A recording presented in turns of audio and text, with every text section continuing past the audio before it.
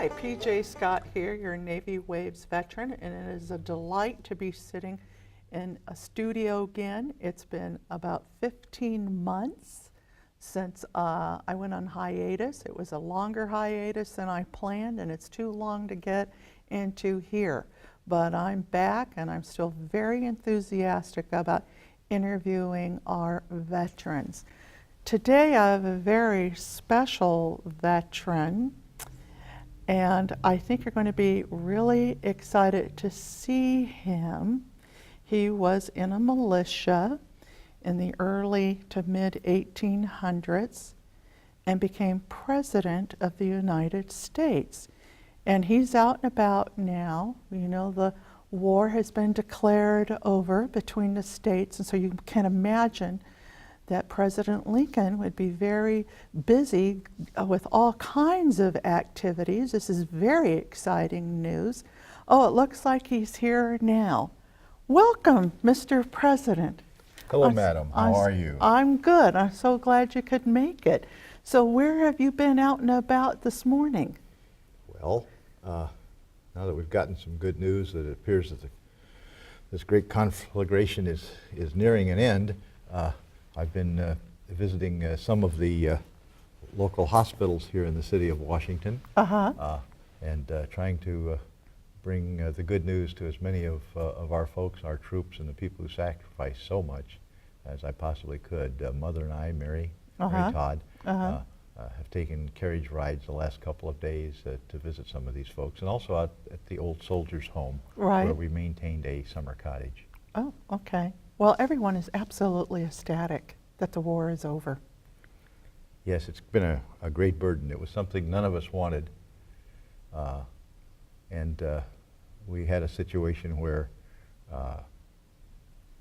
one side would make war rather than let slavery end, and the other side would participate in that war rather than let it continue. Yes, and yes. So the war came. Well, it was bloody, and there are a lot of families, lots of families made the ultimate sacrifice with sons and husbands and so forth. But praise God, it's over. Now tell us, the war was it was long, probably too long, but 4 years. Forces beyond our control. That's what happened. But tell us, in the last couple of weeks, how did this great event finally come to a conclusion? Well, there's many reasons, many factors, but basically it came down to attrition, manufacturing and transportation and communication might, and the will of the peoples on both sides. You talk about the great loss of life. 1 in every 5 of the boys from the South were casualties. And it was more like about 1 in 25 or so from the North. But those are just figures, and it becomes more personal. If it doesn't touch you or your family, then it's not so important. Right. But when it does, it's 100%. And it touched so many families on both sides. The nation, we will now have a long, arduous period of binding up the nation's wounds and caring for his widow and his orphan and the wounded fellas. There's so many put their wounded. lives back together. Yeah, there's so many wounded. How many hospitals are just here in Washington, D.C.? I can't give you an exact count, but there are 3 or 4 actually established hospitals, that brick and mortar, that were in place before this great conflict. Right. But other places have been pressed into service. Several of the hotels have been used as hospitals. Even portions of the halls of Congress have been used for hospitalization. Several citizens have graciously opened their homes. Yes, and have taken in soldiers maybe that did not require a doctor or a nurse, but did require some attentive care and peace and quiet. Right. So yes, there's all levels and all combinations, but everyone is pitching in to help. Good. Now, we know that your son was with General Grant. Did he actually take part in the conversation between General Lee and General Grant at the courthouse? Tell us more about how that happened. Well, yes, Mary and I have had 4 sons. Yes. You're talking about, and only 3 came to Washington with us. Young Eddie died at 3 years and 4 months of age in Springfield, and is buried there while I was in law practice there. But then we had Robert is the oldest, and when we came after the election of 1860 and the inauguration, Robert had finished his primary studies and entered Harvard as a freshman. So our 4 years here in Washington, Robert's been at Harvard and graduated from Harvard and started law school, but he wanted to be in the military. And Mother and I had some long and arduous discussions about that. She was adamant that he not go in the military. I was heartsick from the standpoint, Robert wanted to go, but how can I commit so many other mothers and fathers, young men, to a very hazardous and maybe deadly situation and not my own? True, And so, true. And plus, were you not in the militia yourself? yes, and that's another story, and I'll get to it in a moment. But so what we did, I found that not just with the enemy, but especially with Mother at home, the best I can do, I can't win, but I can compromise. And so Robert wanted to go in the military, and he dropped out of law school at Harvard. I sent a telegram to General Grant, Lieutenant General, 3-star, that I promoted, first one since George Washington. And with the concurrence of Congress, we did that. Yes. And it made him General-in-Chief of the armies, because I had been running it. Winfield Scott, General Winfield Scott, the hero of the Mexican War, was just too old. He was in his 80s, and he retired. Grand old fellow, but his Yeah, day had come and gone. Yes. Yes. Yes. So we struck a bargain. We struck a compromise.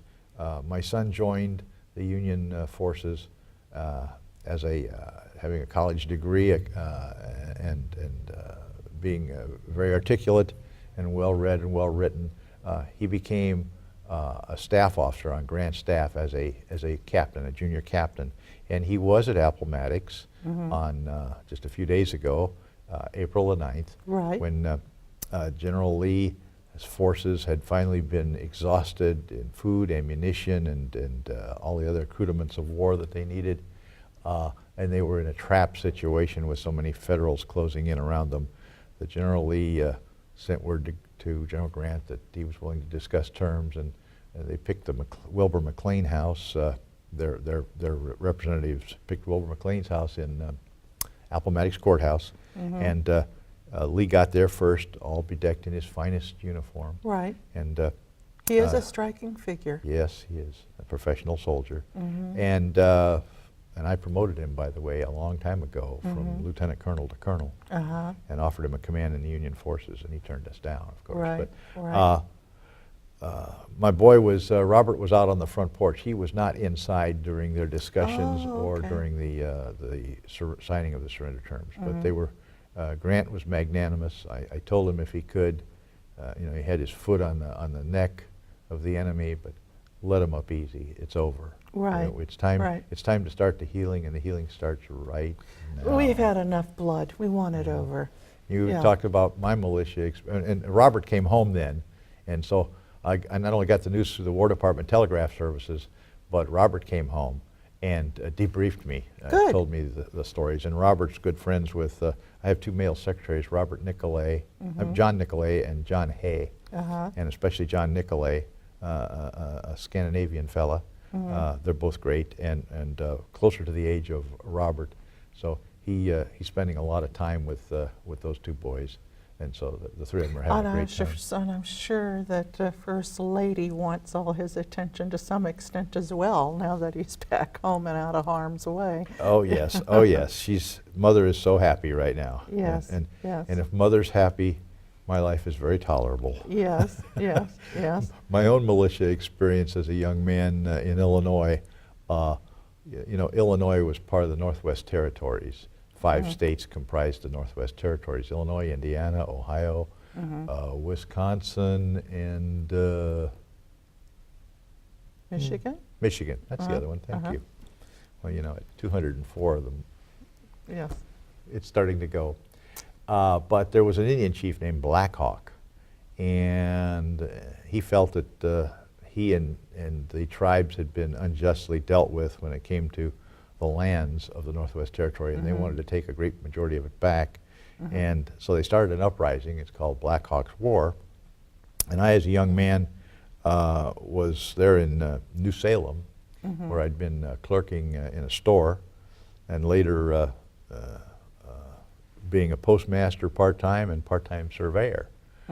So jack of all trades to try to pay the bills. And I was single, and so each town raised a militia, and then each state put those militias together in battalions, brigades and regiments and so on. And ours was a small group, 20, 30 guys, and they elected me their captain. Oh, And that's an honor. yes, it's one of the greatest honors I've ever had, to be the leader of that band of boys that we were ragtag farmers and clerks, but we were all ahead. It was Right. It was the forerunner of things like National Guard or reserves. Right. And they made me the captain, and we had many bloody battles.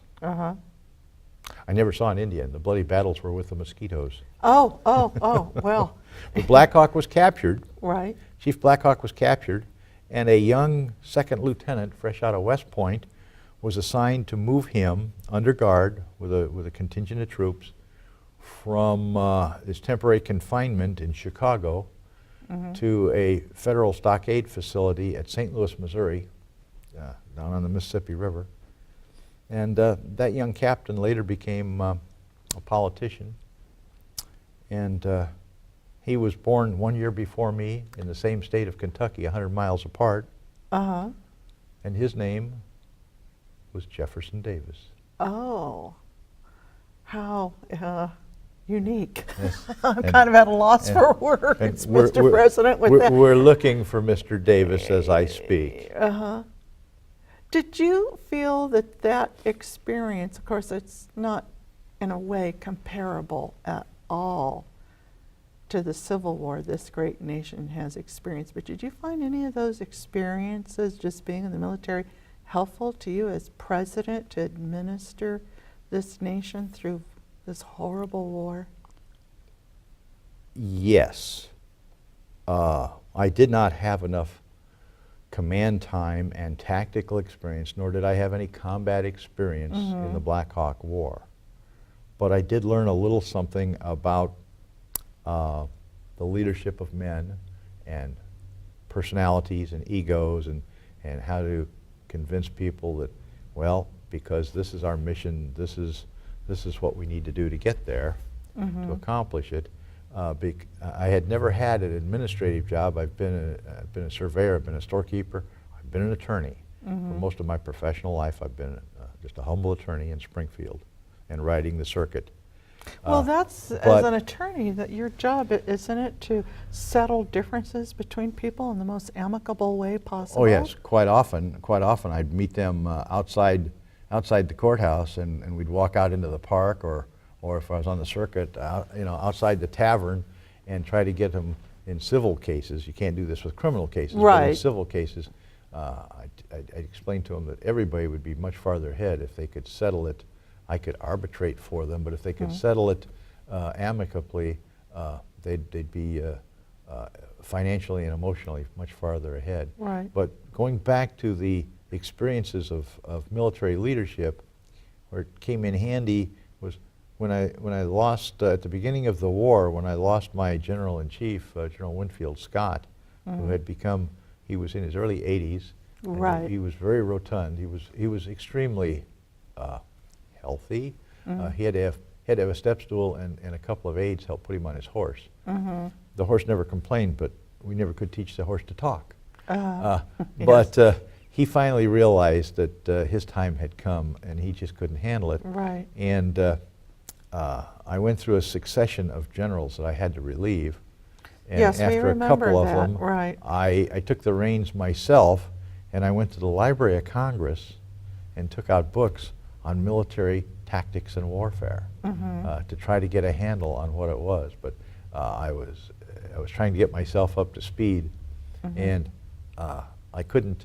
I realized that I really needed someone I could trust, someone I could lean on in the military, Right. because I had other civilian administrative duties running the government. I could not be the tactician. Right, right. And so I went through I had General Winfield Scott Hancock as General-in-Chief for a while, and right after Winfield Scott, and that didn't work, and I took it over, and then I brought in General Pope.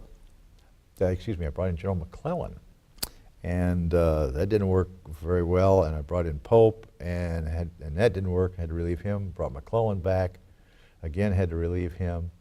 Then went to General Ambrose Burnside. He's the fellow with the large sideburn whiskers, and that's where they get their name. Right. And after his disaster at Petersburg and the crater with the mine shaft, and the thing blew up, and all the troops ran into the crater, and then the Confederates were around the top, decimating them, and so that didn't work. I brought in That was an awful news story. yeah. And then I brought in Joe Hooker, Fighting Joe Hooker, General Joseph Hooker. McClellan had been an excellent trainer and organizer, but couldn't get off the dime and go fight, and once sent me a telegram saying that his horses were fatigued. He was low on supplies. His horses were fatigued, and I asked him what he had done that would fatigue anything, to include horses. I brought in Hooker, and unfortunately for that man, I guess in history he will be remembered not for his military prowess, but his name got attached to other things, because the military supply could not always keep up with the needs of the troops in the field. So there were people who were selling products called sutlers, and with license from the government, they were allowed to follow the troops. They were camp followers. They could follow the troops and sell clothing and tinware and boots and toiletry articles and things that couldn't make it quick enough to the troops through the normal supply channels, and I think sometimes it's probably still that way. Right. And then some men brought their wives and families that would follow at a distance behind. That's fine as long as you're moving forward, but if you have to get out of harm's way, I think that's very dangerous. oh yes, Very but dangerous. the families, the wives and girlfriends and things like that, did duties as nursing and cooks and laundresses and those kinds of things. Well, that And would be seemed to- very helpful. Yeah, that was all right, but then But if I there had were some other children- ladies who were private entrepreneurs, and they became known as Hooker's girls, and later it was just shortened to Hooker, and so Hooker is remembered for that. And after Hooker, I had to relieve him, and he was followed by George Gordon Meade. They called him Snapping Turtle. I put him in command just 3 days before Gettysburg. And then it was by chance that the Union and Confederate forces happened to bump into each other in Gettysburg, but the Confederates were invading the North because most all the battles had taken place in the South and the great majority in Virginia. And the Shenandoah Valley was the breadbasket for supplies, and it was being stripped. So General Lee decides to take the Army of Northern Virginia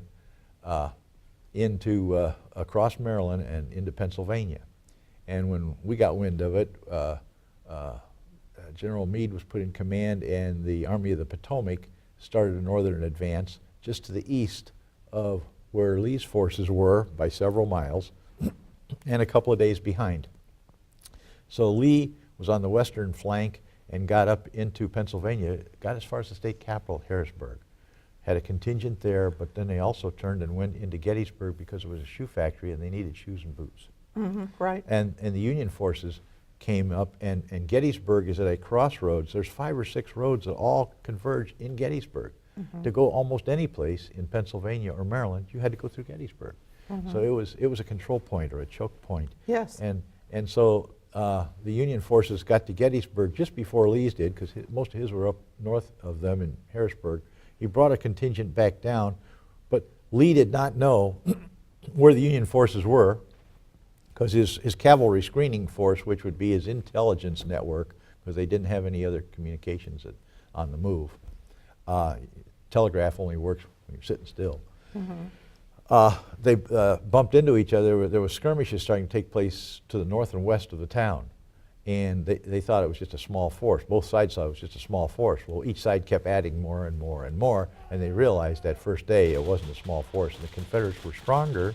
There were more of them at that point. Yes. They pushed our forces back through the town, and our forces took up positions on Culp's Hill and Cemetery Ridge and Little Round Top, Devil's Den, and Big Round Top. The Confederate forces took up positions across this little valley divided by the Emmitsburg Road, and all this is just south of the edge of town on Cemetery Ridge, and that was the first day. How did you deal with all the talk? Because that was quite shocking that the rebels got to Gettysburg. My God.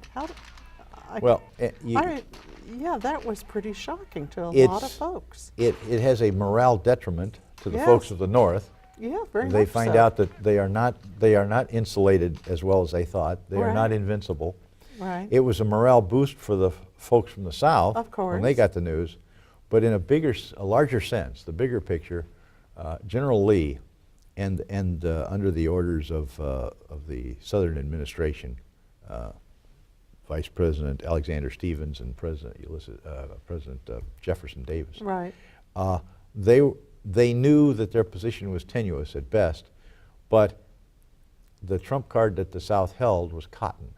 The northern mills needed the cotton to turn into clothing, but the biggest cotton processing plants were in England and France. Right. So the South, even though we had a blockade called the Anaconda Plan, which is accredited to General Winfield Scott before he retired, which was put in a blockade all down the eastern seacoast, around Florida and the Gulf Coast, and as deep into the Mississippi as we could get, to strangle the South, so to not let supplies in, Right.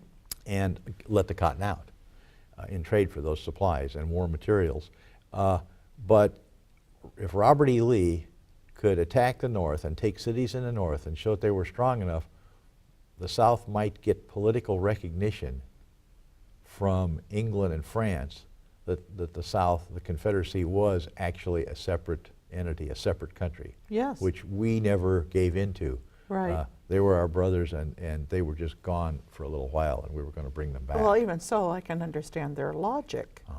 And so Yes. once they could get that recognition, they could get money, lines of credit, if you will. Right. Right. And continue the war. Uh-huh. So Gettysburg was the high water mark for the Confederacy. And it was fought over 3 days, in excess of 50,000 casualties, and that's horrendous. And That's really horrendous. and in a case like that, you decide who wins the battle by who still holds the ground when it's all over. And both sides were so bloodied and so weak and so exhausted, and then a rainstorm came up, and this was 1863, July 1st, 2nd, and 3rd. A rainstorm came up the night of the 3rd, and Robert E. Lee's forces, especially after Pickett's charge, I think 15,000 folks died in that alone. They were so exhausted that they built large campfires to make it look like they were still there, and they packed up and they stole away in the night. Their line of march and their supply trains were over 20-some miles long on those roads to get back across Maryland and back across the Potomac into Virginia. And I was frankly quite disappointed with General Meade at that point, because, and I wrote, sometimes I vent my spleen by writing letters to people when I have a problem with them, and I get it all out, and then I never send it. But I wrote Meade a kind of a scalding letter telling him the war's been going on for 2 years. You held them in the hollow of your hand, Yes. and all you needed to do was close it, and the war might How end. can a 20-mile train, basically, just escape notice? Again, intelligence was provided Right. mostly by sentries, maybe, and they would see little, but the majority of it by cavalry. And you have to have screening forces out there to pick it up. But both sides were so beat up that they almost couldn't pick up a musket. That's true. And so That's true. it was Exhaustion, sheer like exhaustion. in a prize fight where two people have pummeled each other so long they can't lift their arms to swing again. Almost like The Walking Dead. Yeah, and so I told Meade, you know, if you had gone after him and closed, we might end this war, and now it will continue, and the carnage will continue, and we don't know for how long. But I didn't send it, and I'm glad I didn't, because it was later I found out what the true facts of the situation were. He could have followed after him, but he could not have overtaken, and he certainly could not have engaged in full-fledged battle. We as human beings need to be fed and we need rest. Yes. And I imagine there was quite a few wounded that needed tended to Yeah. if they were to see another day. And we get back to Washington today. It's the war is coming to a close with the surrender of Lee, and the public is greatly relieved, and we're catching our breath and taking a rest and giving thanks to the Almighty that it'll soon be over. Now, what plans, if any, I mean, surely you've thought at some point the war will be over. Through the grace of God Almighty, the North is going to win. And how do we heal the South and the North to become whole again?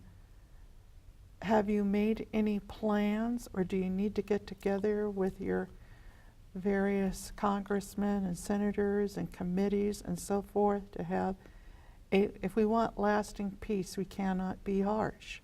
I have been having preliminary discussions already with my cabinet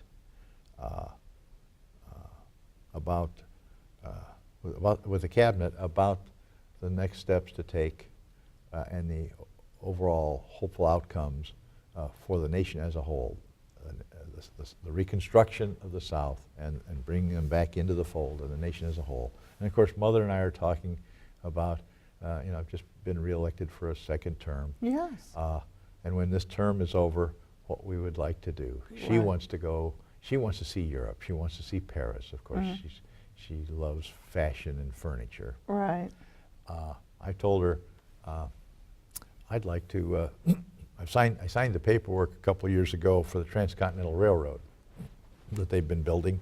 And when this is all over and our time of service here in Washington is finished, I will want to go back to my law practice with Billy Herndon in Springfield, but I'd love to go up to California.